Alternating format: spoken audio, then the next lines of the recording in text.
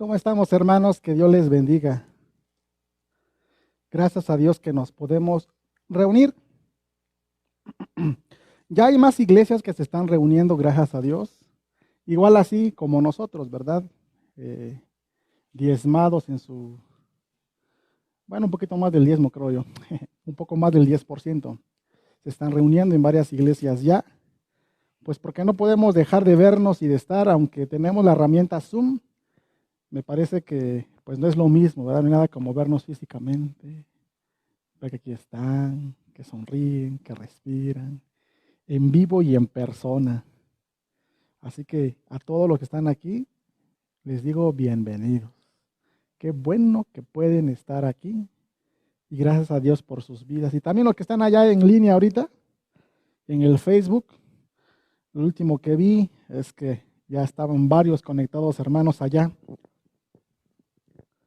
Así que sigamos con nuestra serie de mensajes, ¿verdad? Estamos en una época navideña, le decimos, ¿verdad? Época navideña. Ya en la nochecita todos prendemos nuestras lucecitas o salimos a la calle y todo el mundo con sus luces, como las que hay aquí enfrente, ¿no? Y ya dicen por ahí que están vendiendo muchas cosas de Navidad y los que tenían temor de no ganar nada en diciembre por ventas, pues no les está yendo tan mal. Digo, no es la misma venta de antes, pero está habiendo ventas. El mercado se está recuperando de algún modo, hermanos, y es bueno que algunos tienen trabajo, todo por el pretexto de la Navidad. Sabemos que Jesús no nació en diciembre, desde luego, ¿verdad? Pero hemos dicho de que en realidad no está mal el poder celebrarla. El problema es celebrar equivocadamente que es la Navidad. La Navidad, acuérdense, tiene que ver con Jesús. Y tenemos que decirle a nuestros amigos, compañeros, vecinos, amigos, la Navidad tiene que ver con Jesús, no con aquel gordito que baja por la chimenea y trae regalos y dice, jo, jo, jo, jo.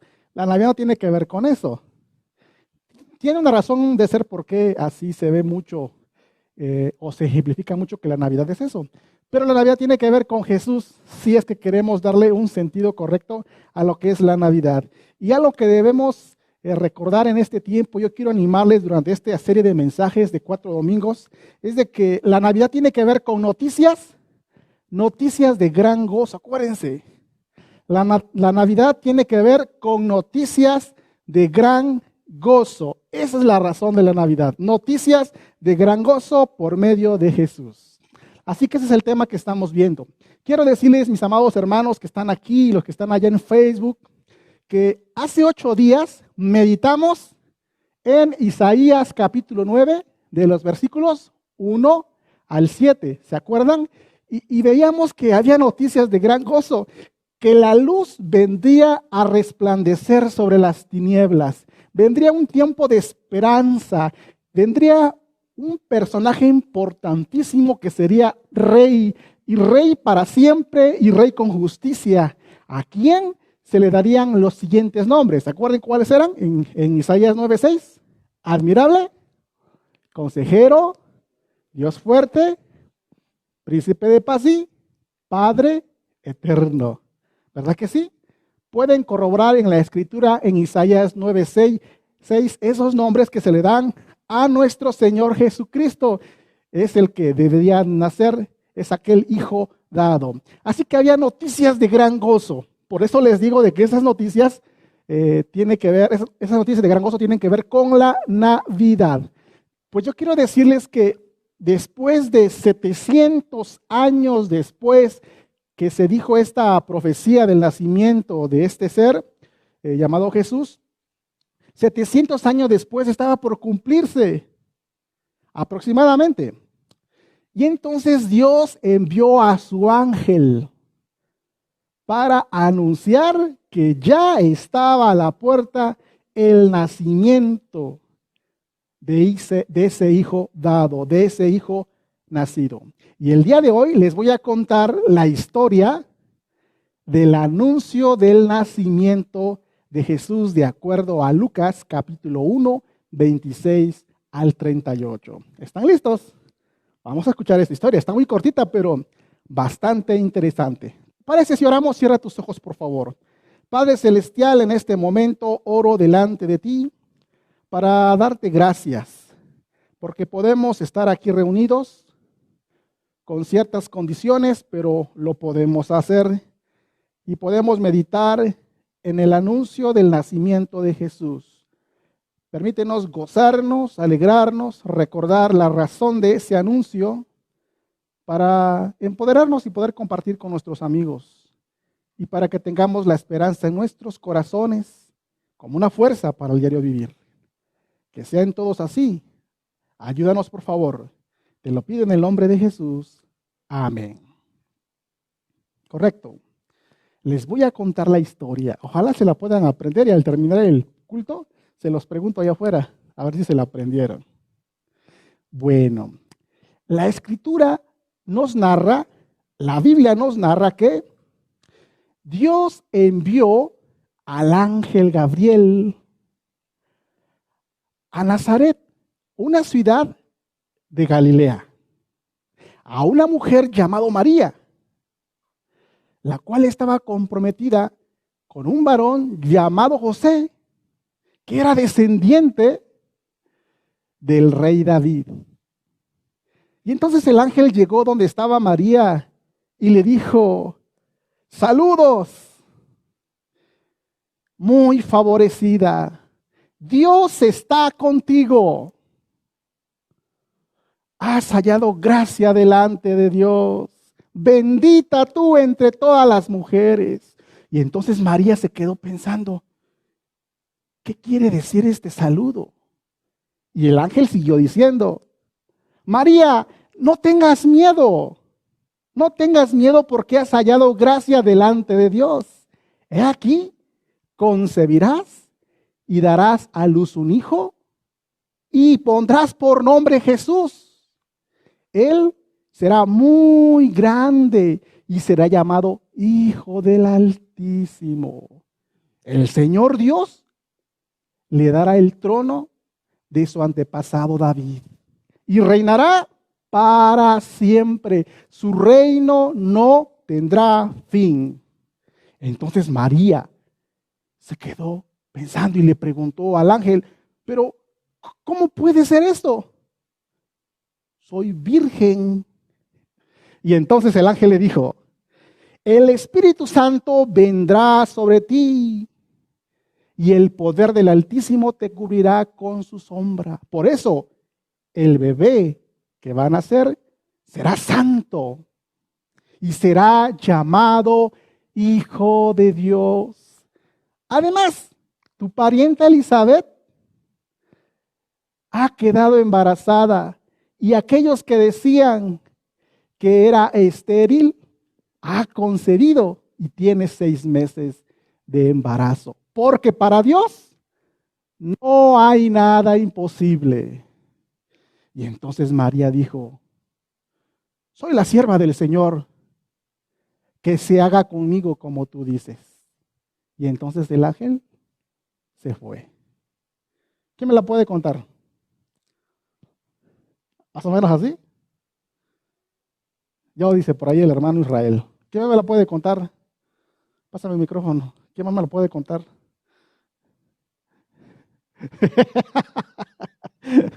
En realidad sí conocemos la historia del anuncio del nacimiento de Jesús, pero no lo sabemos así como que aisladito de repente, ¿verdad? Datos sí, datos no. Pues bueno, ahí está la historia en la escritura. La he contado no en la narrativa de la Reina Valera 1960, sino la he contado en una versión entre Nueva Traducción Viviente y su servidor, ¿verdad? Es una adecuación de historia. Pero este es el nacimiento, es la historia del aviso, del anuncio del nacimiento de Jesús. ¿Qué aprendemos acerca de esta historia? ¿Qué aprendemos acerca de esta historia? Traigo algunas cosas que quisiera que analizáramos o que tuviéramos presente lo que nos enseña esta narrativa. En primer lugar, nosotros encontramos que el mensaje del nacimiento de Jesús se dio ¿en dónde? ¿En dónde se dio el nacimiento de Jesús? En Galilea. Miren, los padres terrenales de Jesús eran de Nazaret, de Galilea, al norte de Israel. Recuerden, Israel estaba dividida al norte, al sur, y desde luego hay algo en el centro, ¿verdad? Pero estaban al norte de Israel. La noticia llegó al norte, donde estaba María. ¿Se acuerdan que hace 8 días vimos Isaías 9? Y decíamos que vendría a alumbrar luz en las tinieblas a la tierra de Zabulón y a la tierra de Neftalí, ¿verdad? Pues esa es la tierra del norte, la tierra donde estaba María y José. Ahí es donde el ángel Gabriel fue y dio el aviso del nacimiento del Señor Jesús. Es importantísimo esto porque esto nos recuerda la promesa de la profecía. Hace 8 días les comenté que Jesús, ¿en dónde comenzó a predicar el evangelio? En Galilea. Ahí comenzó a predicar. ¿En dónde nació entonces también? No, nació en Belén, ¿eh? No nació en Galilea. ¿Dónde nació? En Belén. Pero sus padres eran de Galilea. ¿Pero dónde vivió la infancia Jesús? En Galilea. Por eso van a escuchar frases en toda la Biblia como Jesús el Nazareno o el Galileo, porque de esa región él creció. Entonces es importante esto para conocerlo como una doctrina o una enseñanza histórica respecto a cómo y dónde fue el anuncio del nacimiento de Jesús. Hoy no veremos acerca de José, pero a José también se le reveló. En 8 días veremos un poquito al respecto. Segunda cosa que vamos a ver en la historia es de que Jesús nacería por medio de una virgen comprometida. Ya se había anunciado 700 años antes que el nacimiento sería por medio de una virgen. Isaías capítulo 7, versículo 14 nos dice de la siguiente manera: por tanto, el Señor mismo os dará señal. He aquí, la virgen concebirá y dará a luz un hijo y llamará su nombre Emmanuel. Otro nombre que se le da a nuestro Señor Jesús. Emmanuel es Dios con nosotros. Entonces, hace muchísimo tiempo se había anunciado que nacería por medio de una virgen. La escritura que vemos allá en Lucas y que acabo de contar en este momento es que esta mujer, ¿cómo se llamaba? María, ¿verdad? Y estaba comprometida con José.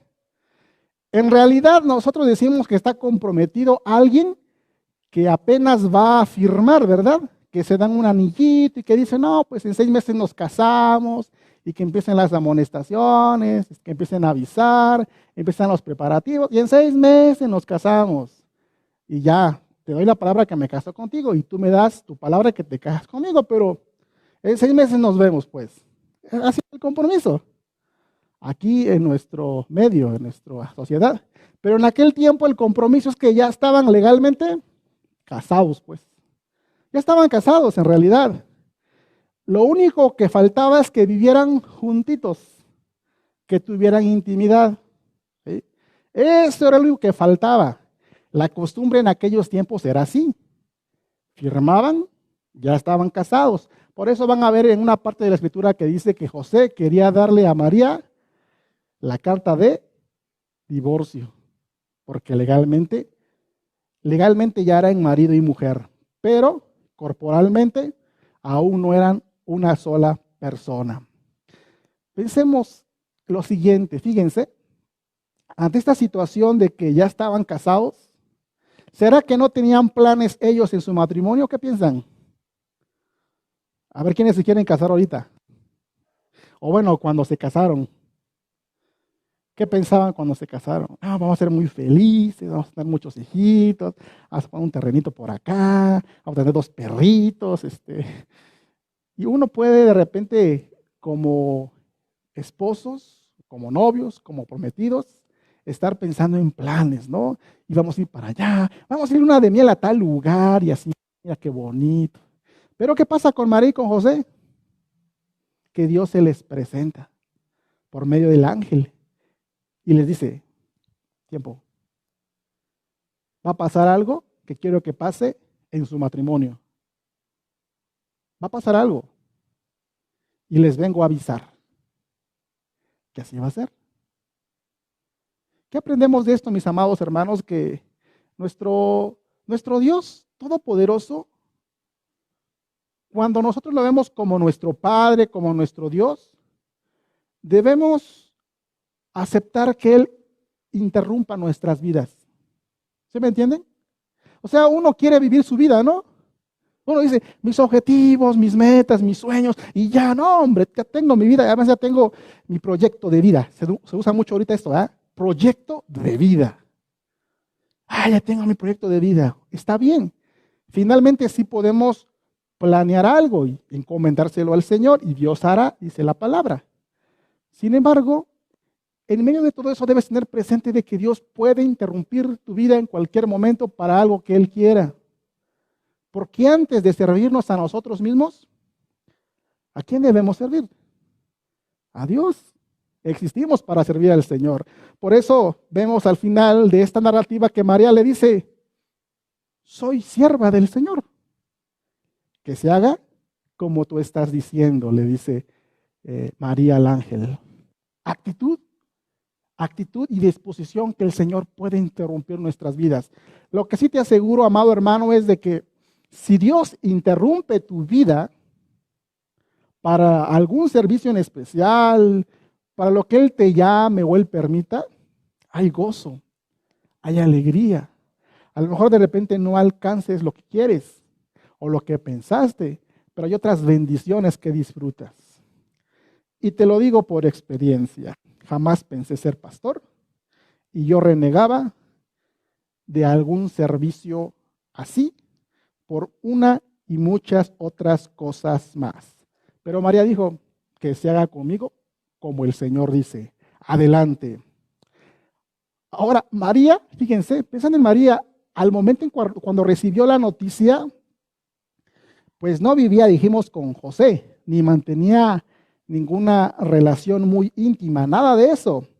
Por eso preguntó, pero ¿cómo voy a concebir? ¿Cómo va a pasar esto? La respuesta vemos en la escritura que era que sería un nacimiento sobrenatural, una concepción sobrenatural. Dios mismo haría que María quedara embarazada. Fíjense, que María quedara embarazada, pero a la vez siguiera siendo virgen. ¿Sí? María embarazada y siendo virgen. A ver, ¿a quién en la humanidad le ha podido pasar eso?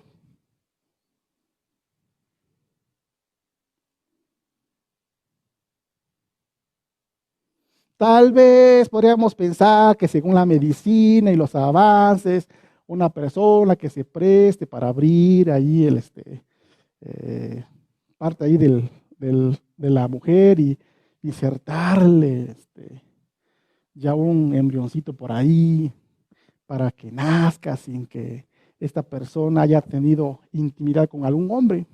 Tal vez pudiéramos pensar en esto, pero está demasiado forzado, porque tuvo que haber una operación humana para.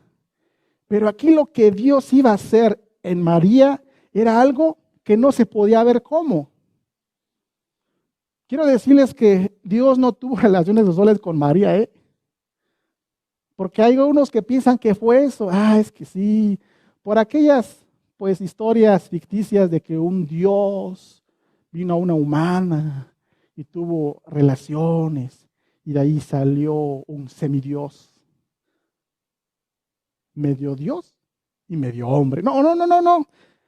Dios no necesita ningún tipo de relaciones sexuales. Para Dios no hay nada imposible. Y María debía creer eso. Y me parece que ella creía, tenía fe. Tenía fe María para creer de que ella iba a concebir, iba a ser siguiendo virgen y que iba a ser algo sobrenatural. De hecho, el ángel le dio más explicación. ¿Cómo sería la concepción de María? ¿Cómo sería? Dice la Biblia que el Espíritu Santo vendría y el poder del Altísimo la cubriría con su sombra.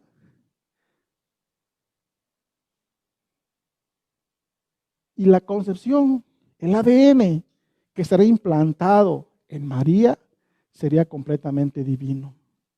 Por eso es que le llamarían hijo de Dios. Nosotros, mis amados hermanos, somos hijos de Dios, pero no somos hijos de Dios en esencia.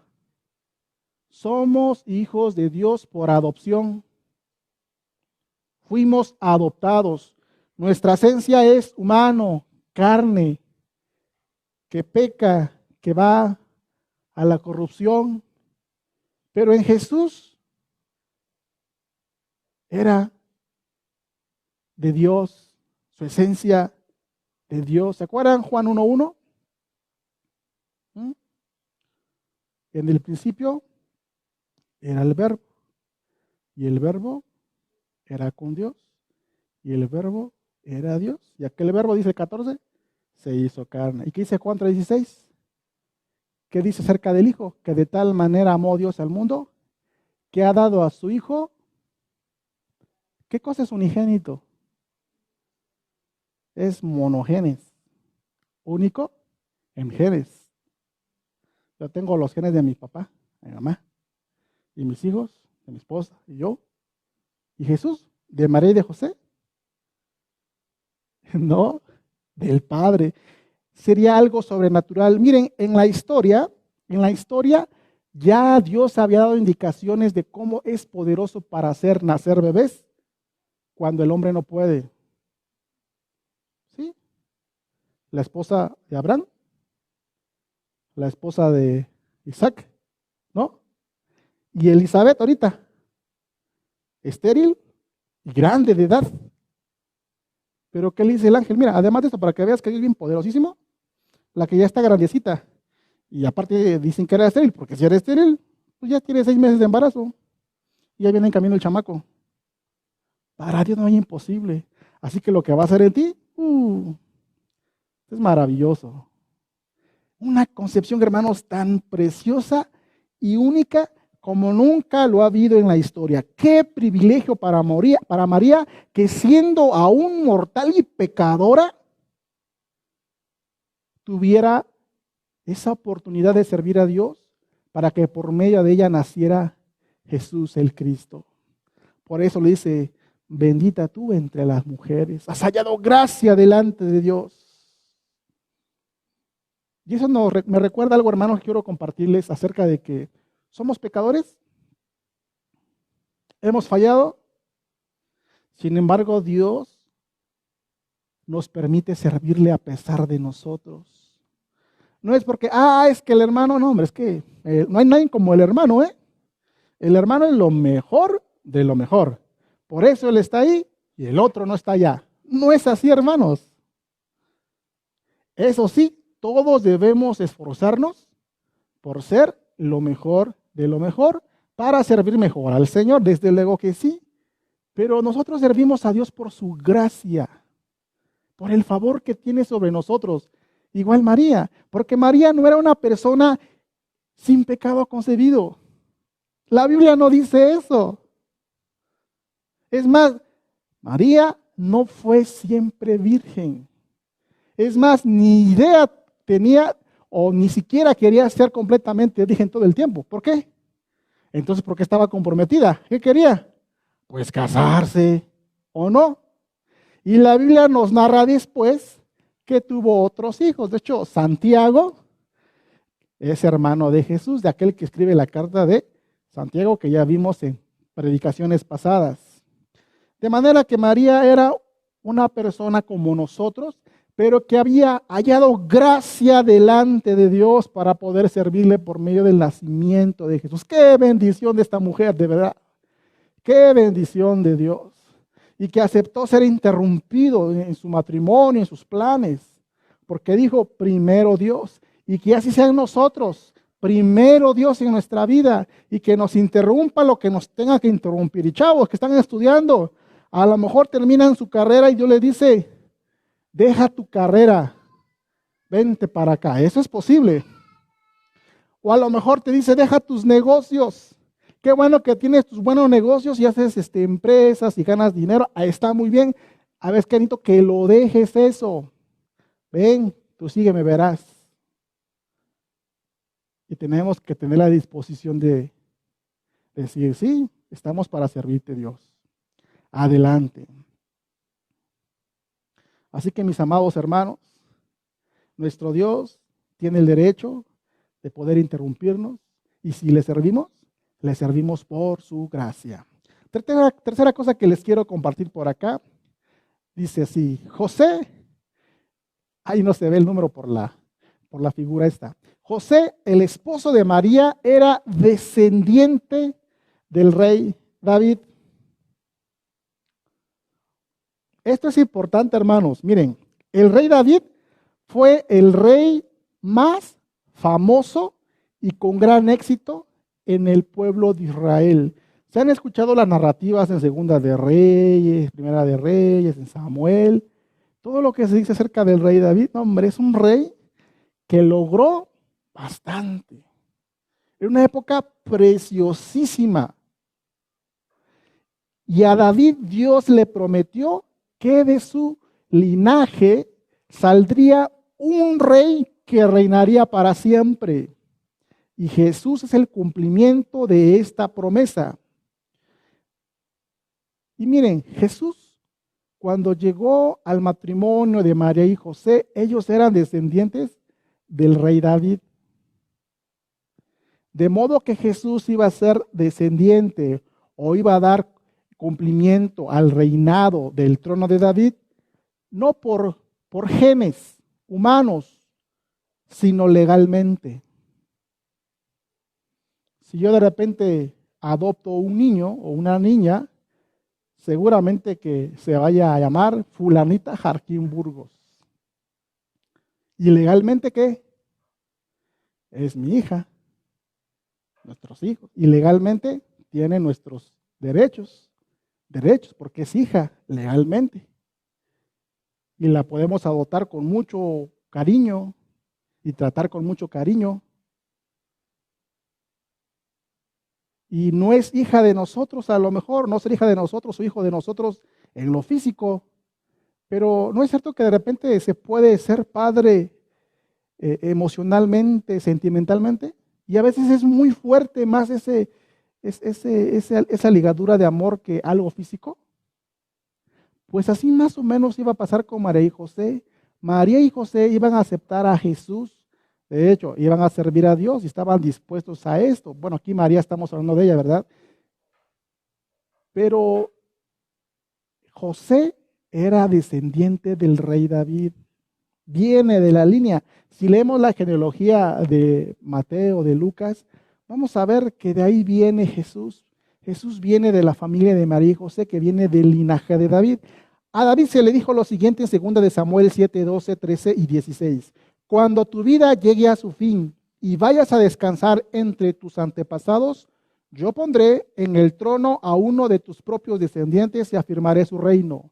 Será él quien construya una casa en mi honor y yo afirmaré su trono real para siempre. Tu casa y tu reino durarán para siempre delante de mí. Tu trono quedará establecido para siempre. Tiene una aplicación inmediata en la que va a venir Salomón, pero es un cumplimiento parcial. El cumplimiento pleno es en Jesús. Y Jesús llegó para cumplir esta profecía de ser ese rey prometido. Así que Jesús no vino a nacer en cualquier familia. En realidad, por su gracia, Dios escogió a la familia que él quiso, pero debía ser de la línea de la descendencia del rey David para cumplir las profecías que ya se habían dictado muchísimo tiempo atrás. Así que Dios con esa sabiduría y su amor y su gracia escogió a María y José para que Jesús fuera el descendiente del rey David y cumpliera esa promesa. Vamos a ver la siguiente. El ángel dio un mensaje con gran significado. Fíjense, las primeras palabras del ángel fueron: saludos, favorecida, muy favorecida, el Señor está contigo. Y también le dijo: no tengas miedo, María, porque has hallado el favor de Dios. Fueron las primeras palabras que el ángel le dijo. Obviamente María no debía tener miedo, pero seguramente que sí tenía miedo. No crean que María estaba constantemente viendo ángeles, cómo bajaba, me manda un ángel por ahí. No, andaba en su vida ordinaria como todos y se le manifiesta el ángel Gabriel y le dice, hola, ¿qué saludo es esto? ¿Qué está pasando? Desde luego que había inquietud en ella. Por eso el ángel le dijo, no tengas miedo. Algo importante que debemos recordar es de que le dijo, has hallado gracia delante del Señor, has hallado el favor de Dios, porque es importante que María entendiera que lo que él iba a decir es voluntad de Dios, no es porque lo mereciera, como dije hace rato, es que no era sin pecado concebido como para que pudiera recibir esta bendición de que el Cristo nacería por medio de ella, no era por eso, era por la gracia de Dios, y ella debía tener en claro que es gracia de Dios, has hallado gracia delante de Dios. Y enseguida de eso le da indicaciones de quién sería esa persona que concebiría y daría a luz un hijo. Y hay tres formas que podemos decir cómo se manifestó este dicho a María. Le dijo, le pondrás por nombre, ¿qué nombre? Jesús. Todos conocemos que así se le llama Jesús, pero ¿qué significa Jesús? ¿Qué significa Jesús? ¿Ustedes saben qué significa Jesús?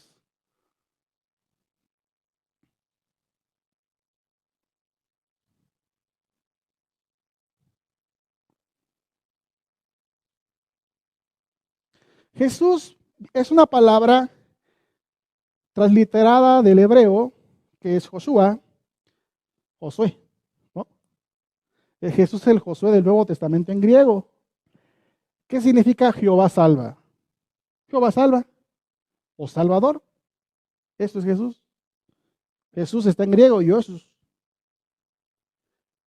Y cuando leemos Mateo nos dice exactamente por qué se llama Jesús. Escuchen que dice Mateo 9:21. Y dará a luz un hijo y llamarás su nombre Jesús. ¿Por qué?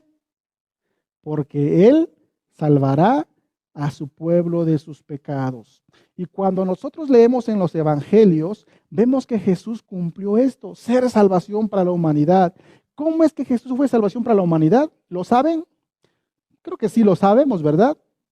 Muriendo en la cruz. Es como Jesús vino a traernos esa salvación. Él murió, dice la Escritura, para que todo aquel que en Él cree no se pierda, sino sea salvo, ¿verdad? Sea salvo de la condenación por causa del pecado. El pecado esclaviza, el pecado te hunde, el pecado quiere alejarte de todo lo bueno, el pecado quiere llevarte a la destrucción, el pecado quiere llevarte al lago de fuego. Pero que vino Cristo Jesús a morir por nuestros pecados, para que el pecado no se hiciera Señor sobre nosotros, ni estuviera ahí hostigando y se sintiera victorioso. Jesús en la cruz venció a Satanás y el pecado. Puede quizás molestarnos y podemos caer, pero ¿quién ya venció o murió por el pecado? Jesús. ¿Qué debemos hacer? Solamente confiar, creer en el corazón que Jesús murió por nosotros para el perdón de pecados, para darnos salvación y para salvarnos de las consecuencias del pecado, porque cuando venimos a Cristo, lo recibimos como Jesús, como Señor y como Salvador, resulta que entonces empezamos una transformación en nuestra vida y en ese camino de transformación nos ahorramos muchos pecados. ¿Sí? No es lo mismo aquel que no sigue a Dios y anda en su vida y peca deliberadamente como quiere y como puede, sin importarle. A una persona que conoce al Señor Jesús y sabe qué debe hacer y su vida es transformada y deja de muchos pecados, deja de hacer. Una realidad, todos pecamos siempre y no dejaremos pecar. Pero el cristiano no vive para pecar, sino para dejar de pecar, aunque a veces peca, aunque a veces siempre, ¿verdad?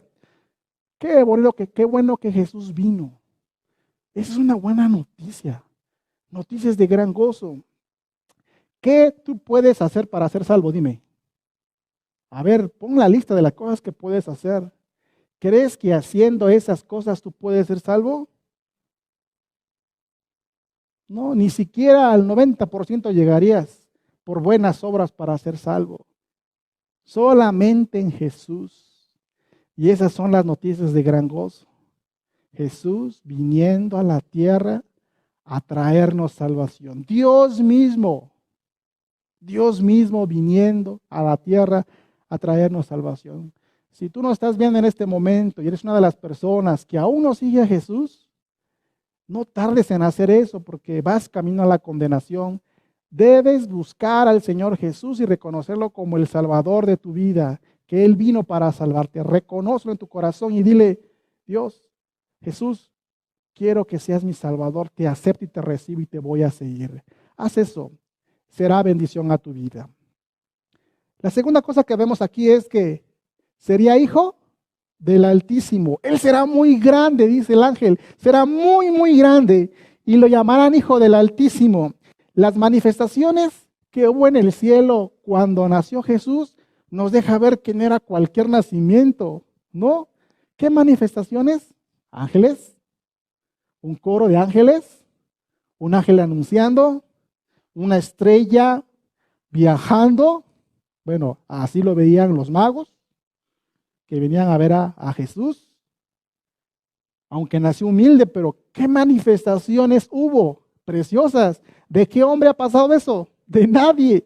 ¿Por qué pasó eso con Jesús? Porque era hijo del Altísimo. ¿Quién después de bautizarse una paloma, un espíritu descendió como paloma? ¿De quién? ¿Hay humano que le haya pasado eso como nosotros? No. ¿Por qué Jesús? Porque Jesús es el hijo del Altísimo, es el hijo de Dios. Y cuando hizo grandes milagros y sanidades, no nos dejan claro que es grande, súper grande, que es hijo de Dios. ¿Quién puede hacer obras tan maravillosas como las hizo Jesús?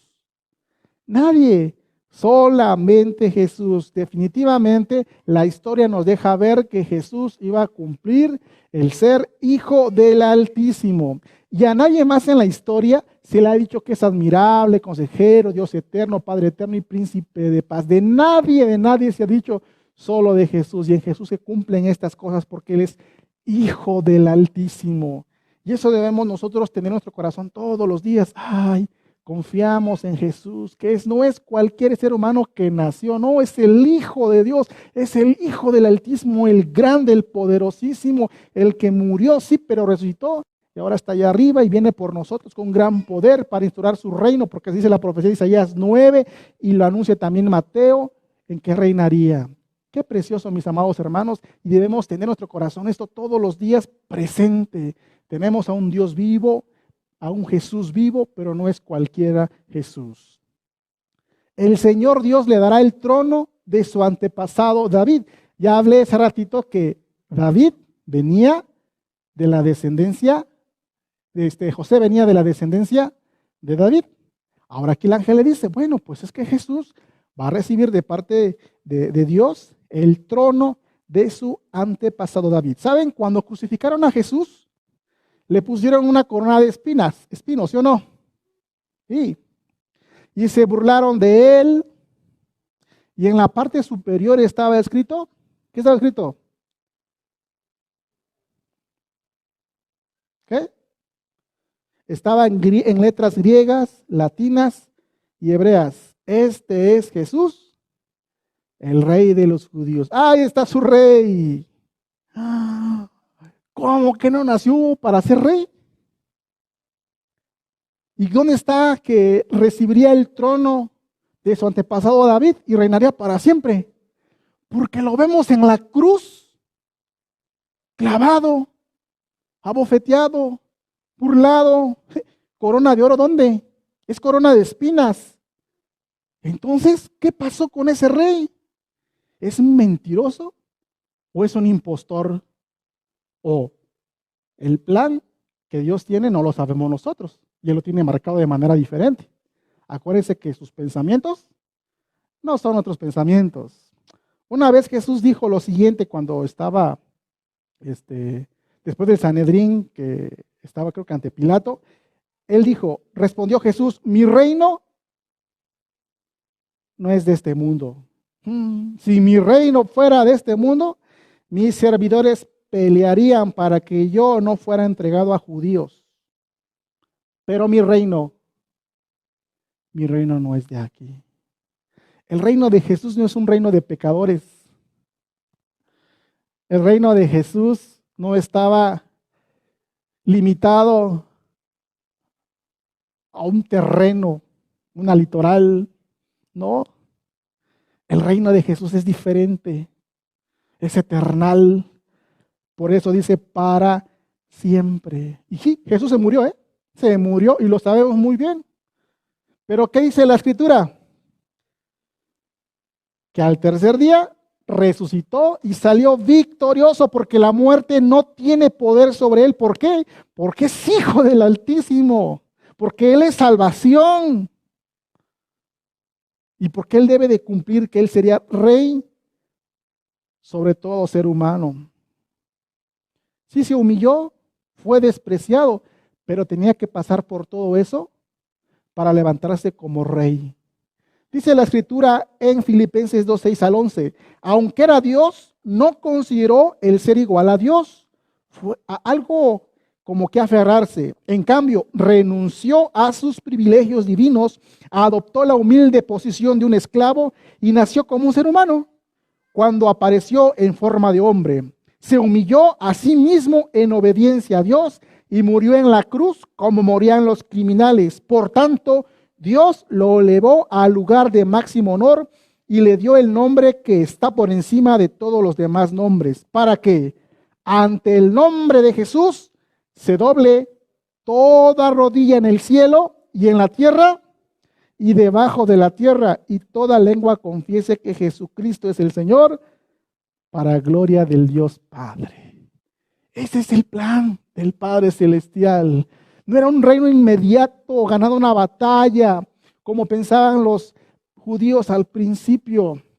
Por eso no creían en Jesús, porque ellos creían un Jesús militar, un Jesús que se levantara en armas y tuviera dominio sobre todo Israel y otras naciones, como lo habían hecho los 4 imperios anteriores. Pero Jesús no venía a eso. Eso no es nada a comparación de lo que Dios tenía pensado. Pero Jesús sí vino a reinar. De hecho, hoy en día, todo aquel que cree en Jesús y le sigue, forma parte del reino de Dios, de Jesús, y ya no de las tinieblas. La Escritura dice que nos ha trasladado del reino de las tinieblas al reino de su amado Hijo. Ya estamos parte de ese reino. Y al ser parte de ese reino, nosotros somos sus súbditos. ¿Y qué se le hace a un rey? Se lo manajea, se le obedece, se le rinde cuentas, se le sirve. Nosotros en este tiempo estamos parte de ese reino y Jesús está reinando en nuestros corazones. Pero un día, cuando Jesús venga entre las nubes con gran poder y gloria, entonces el reino va a quedar plenamente realizado. Y vamos a ver ese reinado que fue profetizado. Y entonces los israelitas que hayan creído en el Señor Jesucristo, que han reconocido a Jesús como el Señor, verán el cumplimiento de que Jesús es el Rey. Jesús es el que está sentado sobre el trono de David. Jesús es el Rey para gobernar con justicia y con rectitud, como nos revela Isaías capítulo 9 y como lo acabamos de ver en Lucas. Ese es el Jesús. De modo que ese bebé que nacería y que se le anuncia a María no sería cualquiera. Imagínense, el Salvador, el Hijo del Altísimo, el que reinaría. ¿Y cuál es nuestra espera, nuestra esperanza? Que Jesús pronto venga por nosotros y va a consumar su reino. Ese día va a ser preciosísimo, mis hermanos. Estaremos con el Señor disfrutando. Por eso es importante que si alguno de ustedes no está siguiendo al Señor Jesús, no lo reconoce como el enviado de Dios, como el Hijo de Dios, como el Salvador, como el Señor, como el Rey, pues, no tiene parte en ese reino. Debe entregar su vida a Jesús.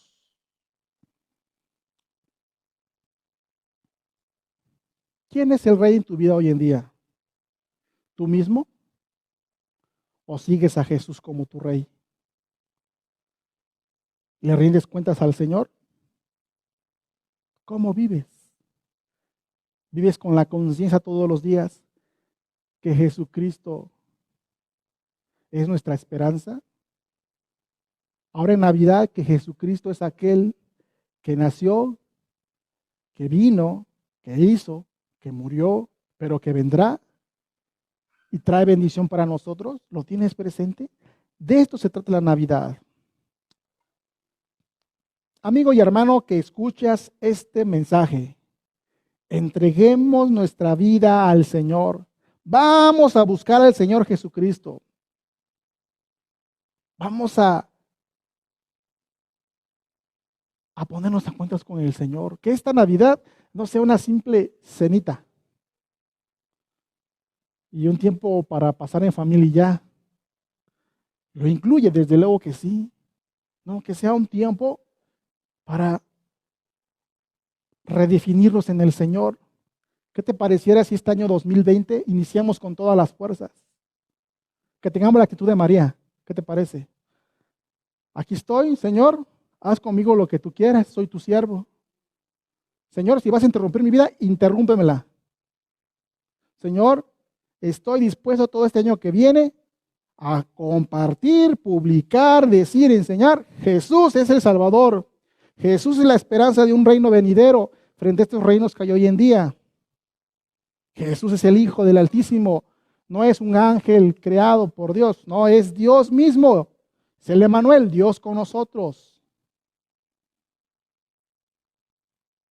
¿Por qué no redefinimos en estas fechas nuestro compromiso con el Señor? La pandemia está, es cierto. Y la pandemia no se va a ir pronto. No estemos tan esperanzados de que ya viene la vacuna en enero y en febrero y en junio ya estamos libres. No. De hecho, es una enfermedad que va a quedar para tiempo. Muchos se van a seguir muriendo. La verdad que el problema no es morir. Todos nos tenemos que morir en cualquier momento. Y el cristiano no tiene por qué temerle a la muerte. Al contrario, debe decirle, vénganos pronto. ¿Por qué? ¿Qué dice el apóstol Pablo? Quisiera partir y estar con el Señor Jesucristo. ¿No decía el apóstol Pablo eso? ¿Será que estaba cansado de la vida? Sí sufría varias cosas, porque Pablo no creen que todo era miel sobre hojuelas para el apóstol Pablo. No, pues sí tenía sus propios sufrimientos. Tenía algo, dice un aguijón, que el Señor dijo, no te lo quito, pásate mi gracia. Pero ¿por qué Pablo estaba dispuesto a irse?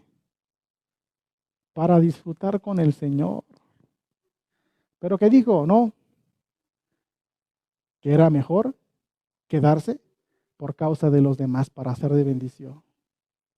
Así que si la pandemia nos llega, mis amados hermanos, y nos morimos, gloria a Dios. ¿Por qué? Porque sabemos que si nos morimos, ¿dónde tenemos parte? Pues con Dios en el reino de Jesús. Esto se va a cumplir. Si se cumplió el nacimiento de Jesús, se va a cumplir su reinado y la garantía y las promesas que hay. Se van a cumplir, ¿eh? Así que estemos en paz y tranquilos. Sí vamos a llorar si se va uno de nosotros. ¿Por qué? Porque nos acostumbramos a hacer familia, ¿no? Eso es natural. Pero nadie va a estar asustado. Pero sí preocúpate o ocúpate si tú eres de las personas que no sigues al Señor Jesús y vives tu vida como quieras. Si tú vives tu vida como quieras, no tienes esperanza.